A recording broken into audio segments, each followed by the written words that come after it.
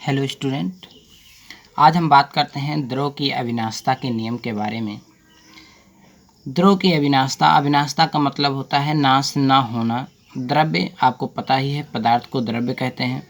संसार में जितनी भी वस्तुएं हैं, जितने भी कण हमें दिखाई देते हैं, वो सारे के सारे द्रव्य हैं। द्रव्य की अवस्था भी आपको बताई गई थी, जो कि आपको 3 मुख्य अवस्थाएं ठोस, द्रव, गैस बताई गई हैं। इसके अलावा प्लाज्मा और बोस-आइंस्टीन 2 अलग अलग अवस्थाएं और भी हैं। अब बात करते हैं द्रव्य की अविनाशता यानी कि पदार्थ के ना नष्ट होने के नियम।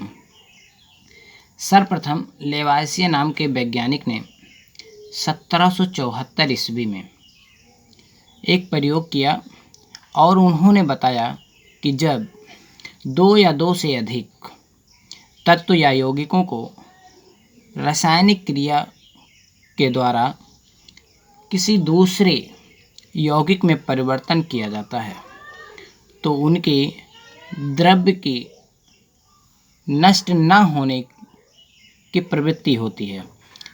वह केवल एक रूप से दूसरे रूप में परिवर्तित हो जाते हैं, लेकिन उनके द्रव्य बिल्कुल ही नष्ट नहीं होते हैं, यानी कि उनका जो भार होगा वो नियत होता है।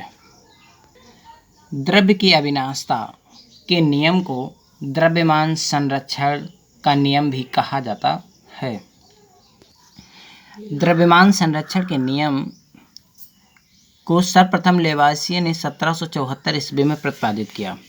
इनके अनुसार रासायनिक परिवर्तन में भाग लेने वाले अभिकारक का कुल भार, अभिकारक यानी कि जो यौगिक होते हैं या तत्व होते हैं जो रासायनिक अभिक्रिया में भाग लेते हैं, उन्हें अभिकारक कहा जाता है। क्रिया का कुल भार जो होगा अभिक्रिया के उपरांत बनने वाले उत्पाद के कुल भार के समान होता है, यानी कि बराबर होता है।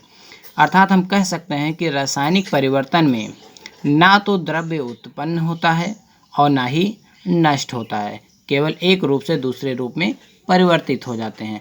इसका उदाहरण के साथ समझते हैं। 2 अलग अलग पदार्थ अभिकारक का भार ज्ञात कर रासायनिक अभिक्रिया संपन्न कराते हैं।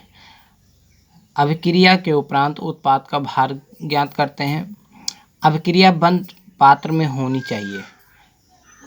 बंद पात्र इसलिए क्योंकि अगर बंद पात्र में नहीं होता तो अभिक्रिया में जो द्रव्य होते हैं, द्रव्य का परिवर्तन ऊर्जा के रूप में भी हो जाता है। तो अगर बंद पात्र नहीं होगा तो वो ऊष्मा के रूप में बाहर निकल जाएंगी या वाष्प बन के ऊपर निकल जाए। जबकि हमें अगर देखना है, संरक्षण करना है, तो उसको वहाँ से बाहर नहीं जाना चाहिए, इसलिए हम बंद पात्र की बात करते हैं। जब भी हम अभिकारक का भार ज्ञात करते हैं तो उसे उस पात्र के साथ ज्ञात करेंगे और उसके बाद बनने वाले उत्पाद का भी जो भार द्रव्यमान होगा उसे हम उस पात्र के साथ ही ज्ञात करेंगे।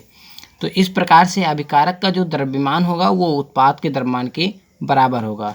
जब हम NaCl यानी कि सोडियम क्लोराइड को AgNO3 नाइट्रेट, सिल्वर नाइट्रेट के साथ अभिक्रिया कराते हैं बंद पात्र में, तो सिल्वर क्लोराइड तथा सोडियम नाइट्रेट प्राप्त होता है, जिसमें अभिकारक यानी कि सोडियम क्लोराइड और सिल्वर नाइट्रेट का जो भार है, द्रव्यमान है, उसके बराबर ही भार हमें उत्पाद का प्राप्त होता है। यानी कि सिल्वर क्लोराइड और सोडियम नाइट्रेट का जो भार होगा वह अभिकारक सोडियम क्लोराइड तथा सिल्वर नाइट्रेट के बराबर होता है।